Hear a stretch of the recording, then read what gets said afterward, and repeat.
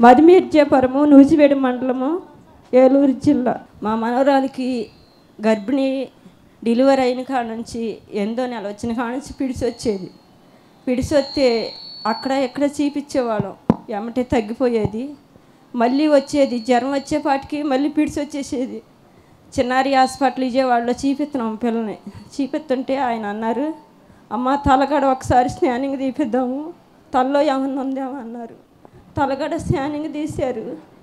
తలలో అయితే ఏమీ లేదు, కానీ అమ్మ జ్వరం 100 వచ్చేపాటికి పిడిసిలోకి వెళ్ళిపోయేది.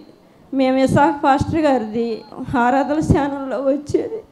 ప్రభు, ఈ బిడ్డకి పిడిసి వస్తుంది, మేమేం చేయాలి, నీ కొత్తనికి సిద్ధపడుతున్నాం కానీ అడ్రస్ తెలియట్లేదు ప్రభు అని ఎట్టకట్ట ఏలూరులో అడ్రస్ తెలుసుకొని మా అమ్మాయిని తీసుకొని ఇక్కడికి వచ్చాము. ఇక్కడికి వచ్చిన కాడ నుంచి మా అమ్మాయికి, మా మనవరాలకి పిడిసి వత్తము తగ్గిపోయింది. ఇదిగోండి మా పాప. దేవుడు ప్రార్థన ద్వారా బిడ్డకి ఆరోగ్యం ఇచ్చాడు. దేవుని మహిమ కలుగును గాక.